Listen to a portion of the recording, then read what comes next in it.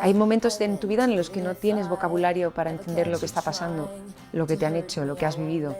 Y lo haces a través de una poesía, a veces es poesía sonora, sin más. Te estás volcando un sentimiento sin saber muy bien qué sentimiento es. Y al final miras la canción con distancia y reconoces el mundo en el que estás viviendo o en el que has vivido. Tiene 8 discos publicados, pero pocos podrían definir a Maika Makowski. De origen macedonio, sabia andaluza e inspiración balear, ha irrigado sus canciones con experiencias de los lugares en los que ha echado raíces. Tras un debut de pulpa rockera y después de asociarse con John Paris, ha celebrado el arte y la vida en MKMK, un exquisito álbum al que está dando los últimos coletazos. Nos reunimos en la casa donde suele quedarse cada vez que viene a Madrid para reflexionar sobre la libertad, el miedo y la música. De verso libre y gran autenticidad, habla en cada uno de los idiomas en los que se siente cómoda, sobre todo el del amor. En la guarida de Maika Makowski, el podcast pop del Periódico de España. Natural de Palma de Mallorca, de madre andaluza, de padre macedonio, has vivido en Estados Unidos, en Irlanda, en Canadá. ¿De dónde te sientes? Ah, qué buena pregunta. Es un poco como la canción de No soy de aquí, ni soy de allá. Supongo que me siento de un paisaje sobre todo cuando llego a Mallorca y veo los pinos mediterráneos, pero en realidad me siento mediterránea, yo creo, más que nada. Pero es verdad que luego hay muchos sentimientos más y muchas cosas que me han quedado dentro porque las he vivido de muy joven. Es un poco más complicado que solamente mediterráneo. Ya. Y esa vida nómada, en cierto modo, ¿no?, de estar de un lado a otro, al final es tan bonita como la pintan, como dirías tú, de vivirla. Bueno, yo creo que sí, hasta que llega un momento en el que necesitas sentirte de algún lado. Ese es un momento en el que se te gira todo y ya no es tan bonito vivir en un barco. Ya. ¿De qué manera los sitios en los que has vivido, que has vivido muchos sitios, te influyen en la manera o en la forma de componer, de luego tú crear, de hacer música? ¿Te han influido de alguna manera esos sitios? Sí, algunos me cortan las alas. Vale. Quizá porque hay demasiada actividad frenética o... Esos que me cortan las alas en ese momento sí que me dan comida, ¿no? Para después poder volcar en otro lugar más tranquilo. Por ejemplo, en Mallorca ha sido un sitio donde he podido componer mucho. Igual Nueva York era un lugar donde había tanto estímulo que no tenía tiempo de volcarlo. Joder, sentarme a pensar y a asumir. Sí, algo así. En Barcelona he escrito muchísima música. En realidad, cuando me mudo a un sitio nuevo, me da... siempre tengo como una especie de fuegos artificiales creativos y tengo una época creativa buena. Empezaste a componer como a los 12, más o menos, empezaste a tocar a los 14. ¿Esos sueños que tenías entonces los has llegado a superar? Sí. ¿Y sabes por qué lo sé? Porque hago una cosa que es escribirme cartas a mí misma. ¿Ah, sí? Que abro después de 10 años.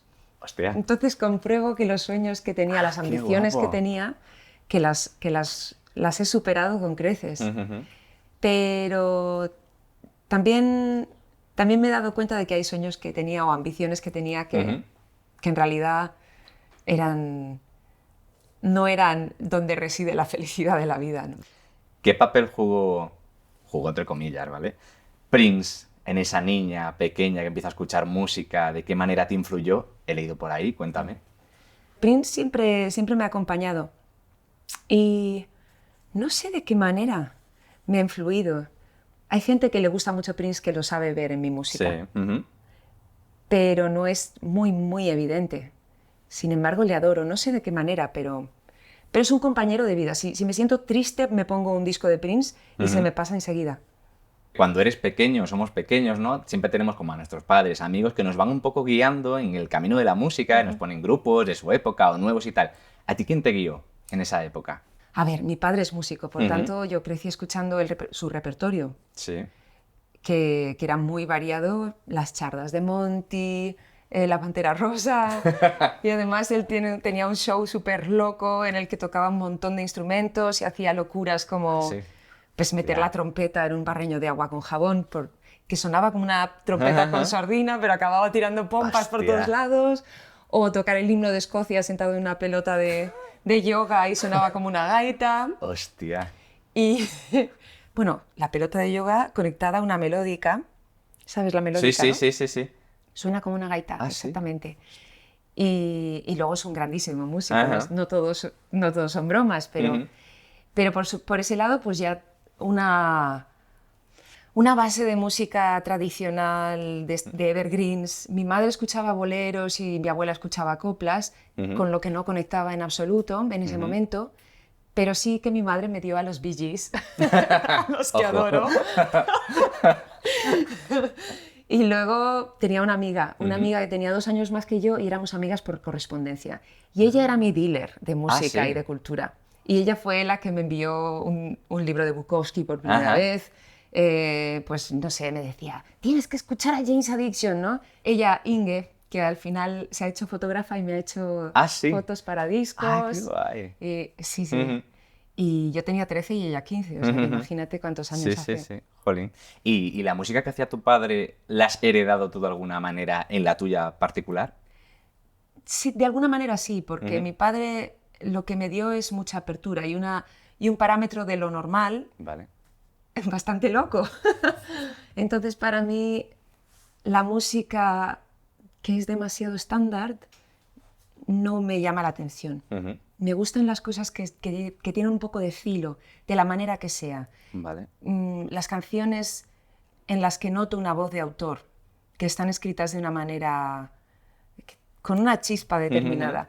Y me ha dado mucha apertura a la hora de aceptar músicas que suenan de muchas maneras diferentes. Debutaste con tu primer disco en 2005, después has editado otros 7 álbumes, uno de ellos en directo. Ha pasado bastante tiempo. ¿Qué es lo que más te gusta a ti de tu música? Es complicado, pero ¿qué es lo que más te mola? ¡Wow!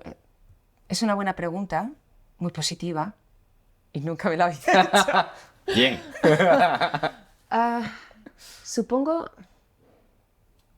Supongo que lo que más me gusta es pues, que hay un criterio sonoro, no solamente a la hora de escribir.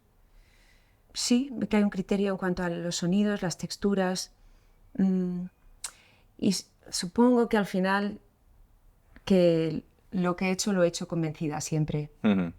¿Y eso ha sido fácil en una industria tan exigente? El poder determinar tu carácter, tu personalidad, el protegerlo. No, la verdad es que a veces te rompe el corazón.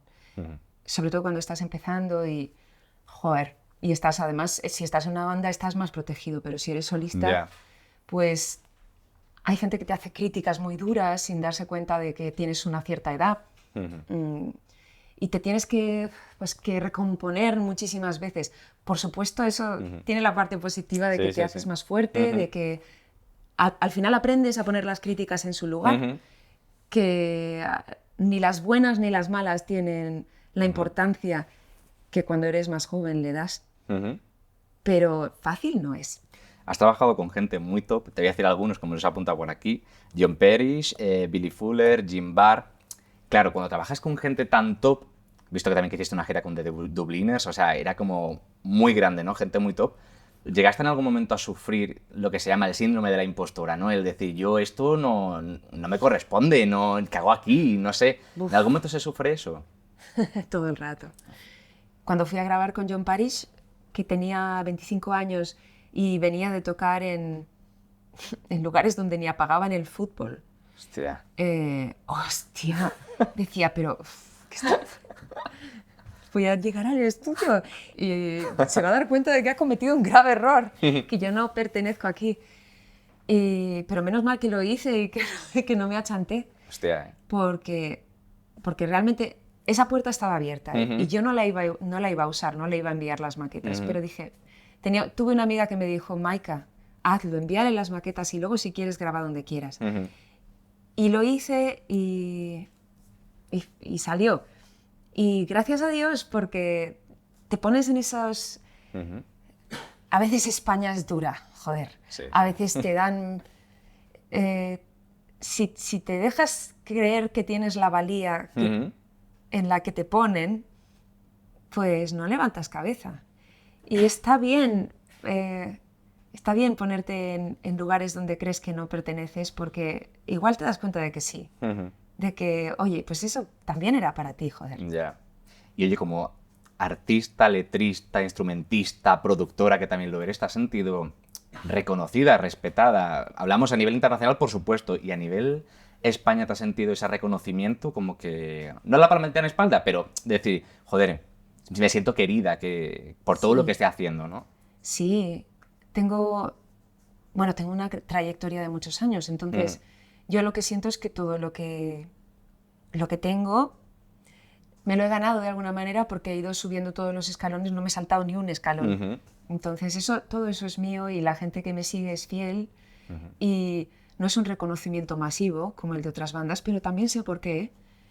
Y me siento querida, sí, y siento que se entiende lo que hago, aunque no sea por el mainstream. Me gustaría hablar de canciones, de componer. Siempre que abrís en canal para componer, ¿tú crees que es necesario siempre sacarlo todo, las entrañas, la sangre y demás, para escribir una canción? ¿O hay canciones en las que no es tan necesario como verterlo todo ahí? Yo creo que puedes hacerlo todo. Y si puedes hacerlo, pues bien por ti. Porque en la vida hay momentos de todo tipo. Hay momentos en los que no tiene sentido abrirse en canal. Y tampoco es más trascendente algo porque dejes la víscera y las lágrimas y sea todo un drama. Hay cosas que son bellas y que son alegres, que son muy trascendentes y muy poderosas. Pero no sé por qué se ha quedado esta cosa del siglo XX del sufrimiento, ¿no? Que tampoco lo quiero echar por el suelo porque es poderoso también. Sí. Pero no es lo único serio. Hay cosas que son muy graciosas, que son muy serias y muy valiosas. Tú has tenido una carrera como muy progresiva, ¿no? Ha sido un éxito inmediato, todos los escaloncitos los has ido subiendo y tal, que es un poco muy diferente a lo que pasa hoy en día, como que se busca el éxito instantáneo, sonar, algo de viralidad, ¿no? En redes y tal. ¿Eso en alguna vez a ti te ha frustrado? El no poder llegar tan rápido quizás al punto al que tú querías llegar, aunque fuese subiendo esos escalones, ¿te ha frustrado? Es que, claro, estamos hablando de que cuando yo empecé era otra industria. Distinta, sí. Claro, en 2005 era otra movida. Es como que me hablaron de MySpace y yo dije, venga, vale. No. Ha llovido de MySpace, ¿sabes? Ha llovido. Claro, joder. Entonces, no esperabas eso, no esperabas tener éxito de la noche a la mañana. Es verdad que sí que escribí un tema para mi primer disco, que no está en ningún lado, por cierto. Sí, es verdad, lo estaba buscando en Spotify y no está. No, porque me lo autoedité y soy un desastre, no por nada más. Y había un tema que sí que era muy comercial y dije, guau, este tema va a sonar por todas partes. Súper ingenua. Y luego te das cuenta de que no, que tienes... que para sonar en todas partes no solamente es que hayas hecho un buen tema, es que tengas, pues que tu manager no sé cuántos, que la gente que te hace la promo no sé cuántos, que caiga donde tiene que caer, bueno, en fin. Pero aparte de ese momento de, vale, pues no están sonando en todas partes, porque será... Claro, era una industria en la que pues ibas tocando, ibas haciendo tus bolos y pues, la cosa era progresiva. A menos que fueras por el camino fácil de hacer un tema hiperradiable y estar con Ges Music, que era gente de Operación Triunfo, pues no iba a suceder. Entonces, claro, yo no tenía esa expectativa y yo sabía que la música que hacía era lo que entonces se consideraba alternativa. Sí. Ahora, no sé, hay gente que tiene genio desde el principio y que enseguida se planta en un escenario y sabe. ¿Sabes? Que lo tiene. Para mí fue un aprendizaje y yo creo que si lo hubiera petado entonces hubiera hecho agua por muchos lados y no estaba preparada. ¿Y si hubiese sido así? ¿Qué hubiese pasado? ¿Seguirías en la música o no? Depende. Si hubiera sido con la música que yo quería hacer, puede que siguiera en la música. Si no, porque claro, a los 15 años me ofrecieron un contrato discográfico y me daban mucha pasta para grabar. ¿A los 15 años de carrera? No, a mis 15 años de a los edad. 15. Hostia, ¿qué dices? Hostia. Pero que querían en ese momento que cantara en español y en catalán y que escribiera canciones con otra persona. Vale. Y yo no quería hacer eso. Entonces dije que no. Y me alegro tanto de haber dicho que no, porque probablemente hubiera sido un disco del que no estaría orgullosa. Y eso sí que me hubiera podido quemar. Porque es una traición. Cuando haces música que no quieres hacer, es una traición a ti mismo que te pasa factura, que luego no es gratis. Y eso te quema como nada, o sea, como una mecha rápida. Y pues mira, sí, es mucho más difícil para el marketing, es mucho más difícil para esto y para lo otro, pero al final no estoy pagando el peaje Ya, de lo que tenía. otro, sí. Sí. Jolín. Hay una cosa que me llama la atención y es cuando los artistas cogéis y para el título del álbum ponéis el buen nombre personal. Tú tienes dos, uno el Maika Makowski y por otro lado MKMK. ¿Por qué llamarlos con el nombre? ¿Quiere decir que son mucho más personales que el resto? ¿En qué sentido? Pues son dos cosas diferentes en realidad. El Maika Makowski es mi tercer disco. Y fue una manera de decir, ok, con este disco es como un nuevo comienzo, estoy orgullosa. Pues era una declaración de intenciones. Y MKMK es en realidad lo contrario a poner mi nombre en un disco, aunque sea mi nombre. Es un colectivizar mi nombre. Es un decir, este disco está pensado para una banda, no para mí. Vale. Y nos llamamos así, el colectivo se llama así. Has hecho también una banda sonora, la de Quien a hierro mata. Sí. ¿Cambia mucho la forma de trabajar cuando compones para una película que cuando lo haces para ti? Tremendamente. Sobre todo esto. Bueno, al principio vino Paco Plaza y me dijo, no, tú escribe música Vale. y nosotros luego la ponemos la colocamos en la acción, léete el guión, ve la película e inspírate. Y luego me dijo, oye, no, ¿sabes qué? Escribe la música para la imagen. Primero, yo no controlaba la tecnología para hacer eso. Y de repente te ves escribiendo música para respirar con otro ritmo, con otras personas, con otras acciones. ¡Hostia! Qué movida, Aquello tía. fue muy duro para todos. Pobre Paco, lo pasó fatal. Estuve a punto de dejarlo. Y para al final luego es hacer lo primero que habíamos dicho, que es como yo funciono de verdad, escribiendo música de manera orgánica y completamente inspirada en la película, ¿eh? Sí. Pero no con un ordenador. Ya, flipa, ¿eh? Esa no es mi manera. Es otro rollo completamente distinto. Sí, pero fueron 10 meses de sufrir. Sí, jolín. Luego también has musicalizado Poemas de Edgar Allan Poe, que fue tu cuarto disco, que fue de Desaparecer. ¿Cómo es trabajar también desde ese punto de vista? Porque creo que tiene que ser completamente distinto al de banda sonora, música personal. ¿Cómo es darle música, melodía a algo que ya está creado? Eso fue súper chulo, la verdad. Fue para una obra de teatro que hice con Calixto Vieito. Y pobre Edgar Allan Poe, yo creo que si vieras lo que hice con sus poemas... ¿Qué has hecho, insensata? Por ejemplo, cogía los poemas y los hacía trizas y cogía las frases que me llamaban la atención y las mezclaba y las metía en una coctelera. Y lo mismo hice con Shakespeare, que imagínate. ¿Ah, sí? No Sí, sabía. fue para otra obra Ajá. y además iba a ser en Inglaterra, en Birmingham, ¿Qué dices tú? con la Royal Shakespeare Company.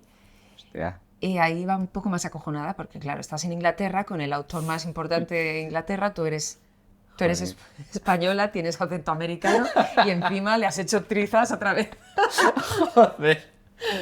Pero luego resultaron ser más abiertos de lo que yo pensaba y todo fue bien. Pero es guay porque cuando tienes una letra, tienes una canción, ya tienes la rítmica de las estrofas de alguna manera, tienes la rítmica de la canción y es muy fácil escribirla. Jolín. Qué guapo. Oye, tú que llevas tanto tiempo, entre comillas, y lo que queda, ¿no? Dentro de la industria, ¿cuánto cuesta rodearse de gente buena dentro de la industria? Pues cuesta lo que te cueste a ti creer en ti mismo, yo creo. Hay gente que nace con una seguridad en sí misma increíble y otra que no. Yo no nací con esa seguridad en mí misma, yo era súper tímida. Me sigue costando en realidad. Pero hay que forzarse porque si no te estancas, te quedas en lugares en los que no son igual lo más propicio para hacer la música que quieres hacer. Ya. ¿Y has vivido muchos desengaños profesionales? Es una industria muy dura, con managers sobre todo. Vale. Me ha pasado, o sea, de verdad. Si un día escribo un libro... Se viene. Joder. Todo el instinto que no he tenido para los managers, lo he tenido para las bandas, para la gente que me rodeaba artísticamente. Y eso me ha salvado, claro. Al final tus compañeros te dan lo más importante.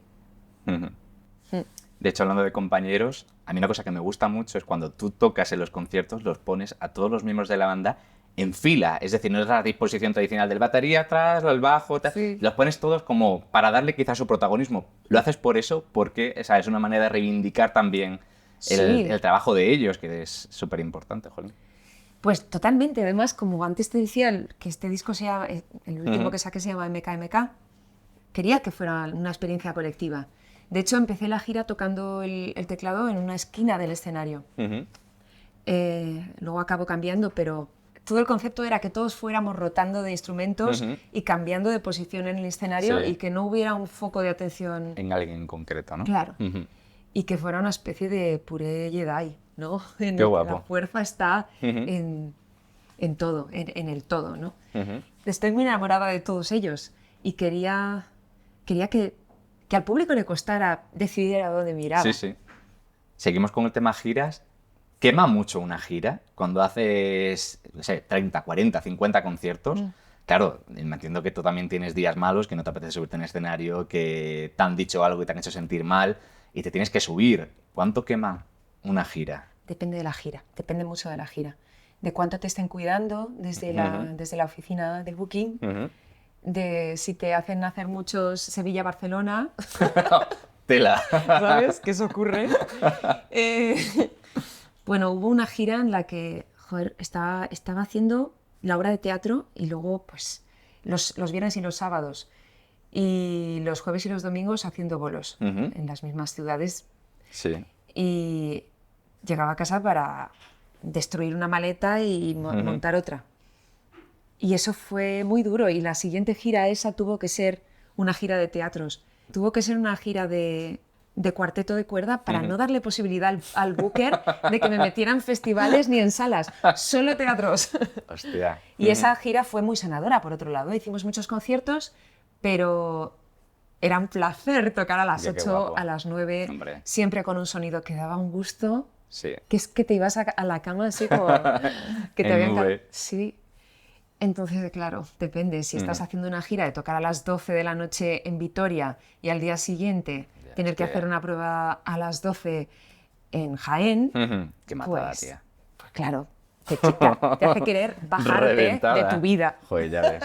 Y ya para ir acabando, Maika, había un formato que creaste que era guapísimo, que era Carmenca, en el cual fusionabas un poco lo que era la música macedonia con la esencia andaluza, ¿no? Sí, ¿Qué quedó esto? sí, fue muy bonito. Fue muy bonito y muy duro a la vez. Carmen es mi abuela andaluza y Menca es mi abuela macedonia. Ujú. Y era pues un homenaje a las dos. Y también unas ganas de acercarme a esa música de la que nunca, a pesar de estar en mi sangre, nunca había vivido, nunca había, pues eso, nunca había tenido un biberón de esa música. Ujú. Y fue juntar a músicos macedonios que vinieron con Qué los... guapo. Sí, y canciones, repertorio macedonio con músicos de aquí y repertorio andaluz. Y la idea era fusionar esas dos músicas, pues de repente estar haciendo... Y yo con la guitarra eléctrica, porque es en lo que realmente me siento cómoda. Ujú. Pues estar haciendo una copla con una guitarra eléctrica en la que hay unos instrumentos macedonios, pero a la vez hay unos cantaores que después hacemos una canción macedonia y están cantando flamenco sobre una canción macedonia. Qué guay. Y esto podría haber girado ya nos querían montar una gira por Macedonia, pero lo pasé mal, lo tuvimos que montar en una semana y precisamente fue en Hostia. Barcelona en la semana del 1 de octubre del 2017. Tela. Y yo me sentí muy, muy mal Ujú. esa semana. Y al final, pues ese sentimiento se quedó impregnado un poco en la experiencia. Y por otro lado, me sentía un poco una invitada en esa fiesta, no, Vale. no la anfitriona Como del líderes, todo. allá, ya. Pero me sirvió para muchas cosas. Ahora estoy escribiendo canciones en 7x8, que es un ritmo macedonio que ¿Ah, sí? gracias a ese Qué guay. show dominé y integré. Qué guay, qué guay. Oye, ¿y tu relación con Macedonia, cómo ha sido? Quiero decir, ¿desde el principio fue un sitio al que acudir, al que inspirarse, o has reconectado con el paso del tiempo? ¿Cómo ha sido? Por desgracia, mi padre no me enseñó a hablar macedonio, Ujú. que bueno, podría haberme enseñado al menos serbo-croata, que era Sí. que era parte de Yugoslavia entonces. Entonces eso me convirtió un poco en una extranjera de mi propia gente. Lo que pasa es que tengo una familia que son tan encantadores, tan hospitalarios, tan dulces, tan... Y hubo un momento en mi vida en el que todo estaba cambiando y todo era difícil. Antes hemos hablado de los Maranyos, fue uno de estos momentos. Vale. Y me fui a Macedonia porque tenía un sitio donde poder estar y quería encerrarme, escribir canciones y olvidarme del mundo. Y lo que pasó allí fue lo contrario. Vale. Que con 30 años, en vez de desconectar, conecté con lo más bello del mundo y una parte de mí que había estado vacía durante mi vida entera, pues se colmó de una información genética muy, muy bestia. Qué fuerte. Y conocí mejor a mi padre gracias a eso. Fue además una cosa en la que me hizo creer en el destino, porque yo me fui de Macedonia después de eso pensando que me iba demasiado pronto. Y al mes empezaron a morirse algunas personas de mi familia. Y fue esa última oportunidad de vivir a mi familia entera. Y si no llego a estar ahí ese año, no lo hubiera vivido. Y fue una experiencia a la que le debo mucho a nivel humano. Qué guay. ¿Y eso lo has incorporado luego en tu arte?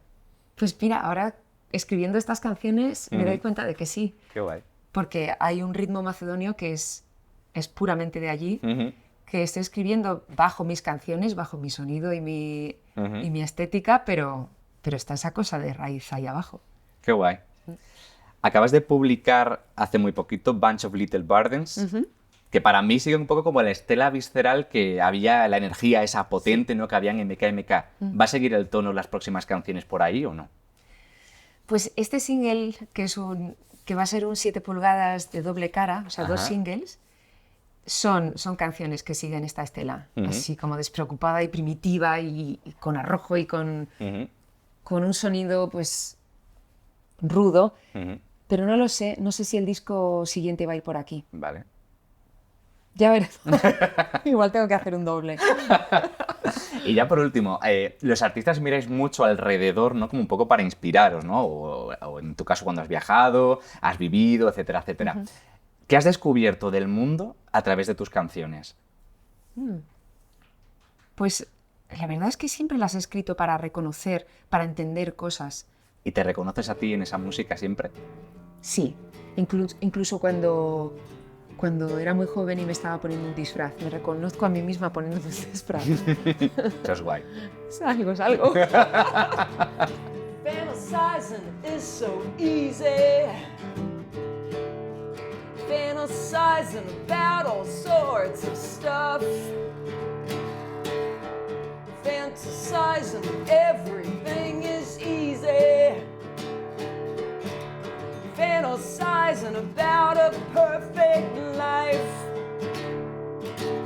En La Guarida es una producción del Periódico de España y Pi Studio con Adriano Morán como productor ejecutivo, Pedro del Corral como director, Celia Hernández como editora, Eduardo Ortiz como realizador, Pedro Rufete como diseñador sonoro, Sergio Estepa como grafista, Alba Vigaray como fotógrafa y Chema Gutiérrez como productor.